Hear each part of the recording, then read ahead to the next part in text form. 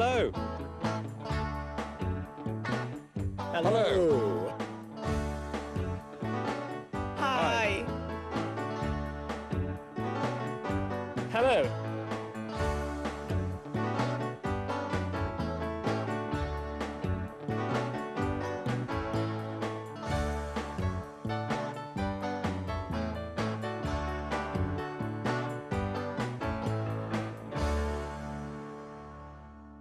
Hello. Welcome to the programme. Hello. Have a look at these. They're just some of the national daily newspapers you can buy in Britain. The Guardian,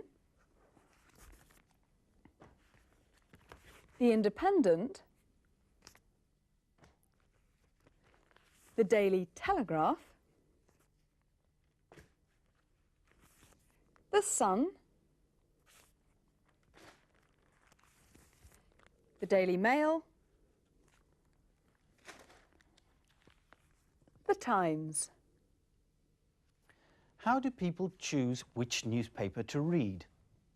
What's the difference between them? Well, one very important factor is the politics of the paper. Yes, listen to some people talking about the papers they read. Which two papers do they think are on the left politically? And which two papers are on the right? I read the Guardian newspaper because politically it's left of centre, so I suppose it corresponds with my politics.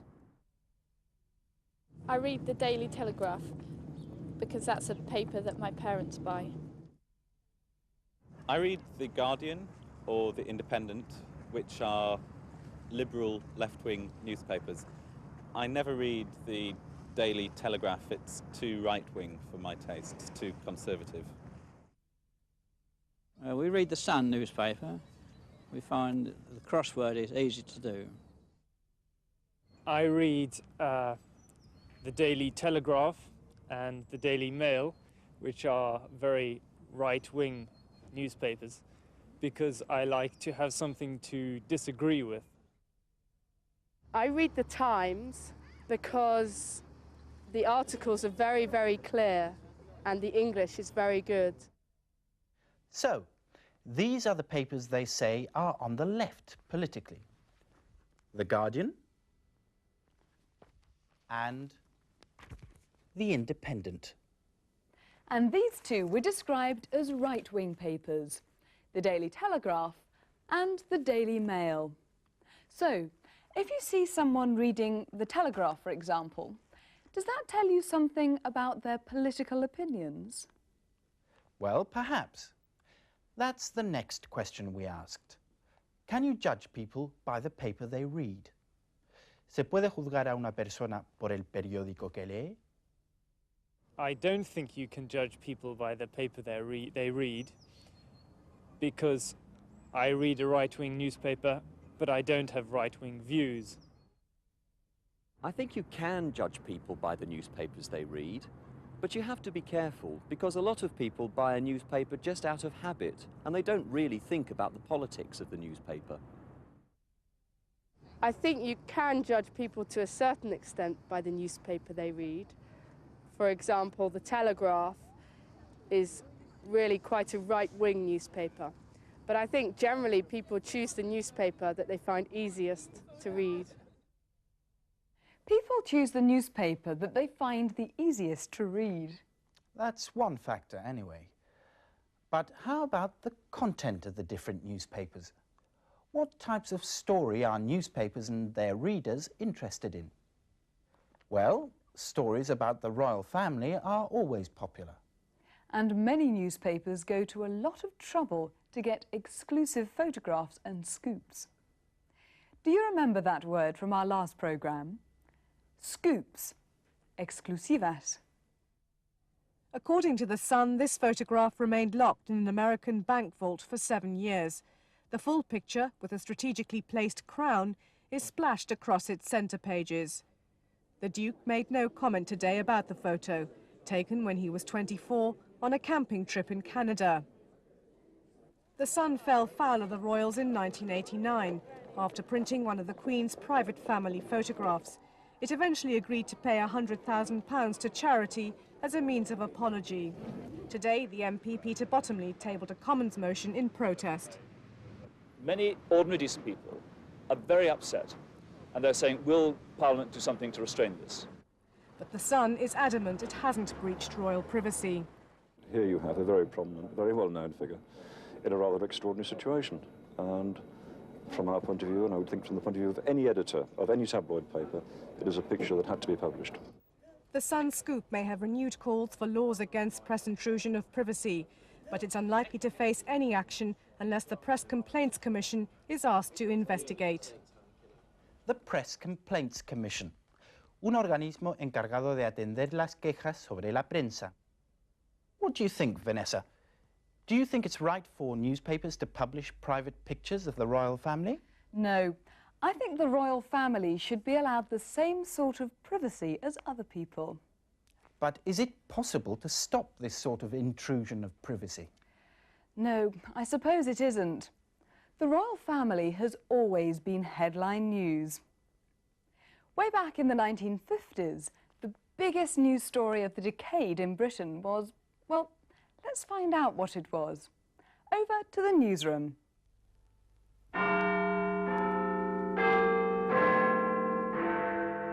Good evening. Here is the news from the BBC in London, and these are the headlines. The coronation of Queen Elizabeth II. And the British flag is on top of the world. But perhaps the biggest story of the decade is the coronation of Queen Elizabeth II. Over now to our media affairs correspondent, Anna Pilkington. Anna, how have the media dealt with the coronation? Well, Trevor, the coronation has certainly made the headlines. Look at these. I've never seen such big headlines. The British people have never before been offered such comprehensive coverage of a royal event. All the newspaper editorials think that the young Queen Elizabeth is just wonderful. So it's been a good year for Britain's newspapers. Well, Trevor, many people have followed the big events on cinema newsreels, and over 1 million people watched the coronation on television. Some people are saying that television is becoming so successful that newspapers will soon be obsolete. No newspapers by 1960. That's our prediction here at the BBC. And now our other main story.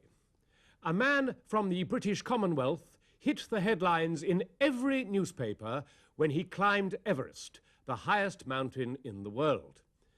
Edmund Hillary from New Zealand placed the British Union Jack at the top of Everest after climbing the mountain. And finally, I've just been handed a story from the back pages of the Evening Echo. It's about a young lorry driver from Memphis, Tennessee, who is upsetting parents all over America. Parents have been warned not to let their daughters listen to the music of Elvis Presley, as it is such a bad influence. How dreadful. That's all the news from the BBC in London. Good night. Yes, since the 1950s and even earlier, the news has always been dominated by the rich and the famous. And the sexy. Pardon? The sexy. Elvis Presley. That's why parents were warned not to let their daughters listen to Elvis's music. He was such a bad influence. He was so sexy. Do you think he was sexy? Let's discuss it after the programme. Going back to the topic of newspapers, when you're in Britain, you may well want to read a Spanish newspaper to find out what's happening back home. Or to have a rest from the stories about the British royal family. But what if you have problems getting a copy of your favourite Spanish newspaper? Well, you have to use your best communication strategies. Yes, it's time for... Making yourself understood. A couple of programmes ago, We looked at 3 ways of helping you communicate with people who don't or won't understand what you say: repetition, translation, and demonstration. Today our friend Juan shows us 2 more very useful strategies. Hello. Yesterday I ordered El País, and your assistant promised me it would be delivered this morning, but it wasn't. Why? Do you understand? I would like El País. I insist. I'm sorry. Where is my Spanish newspaper? I just don't understand. El País. El País. I would like my Spanish newspaper. Do you understand? It just doesn't make sense. Yes, it does. I would like my Spanish paper. I want to read about Spain. Look, if you haven't got El País, I'd be happy with any Spanish newspaper. Have you got La Vanguardia? Or El Mundo? How about El ABC? Any of them would do. What? No. How could she do it? I'm sorry. How could she do what? How could she leave me? I loved her. Please, could I talk to the manager? I have never had such bad service. I am the manager.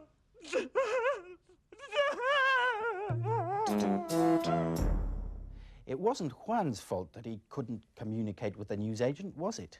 No. Did you spot the newsagent's problem? How could she leave me? I loved her. His girlfriend had left him. But Juan didn't know that. So he used his best communication strategies to make the newsagent understand him. And his first strategy was this.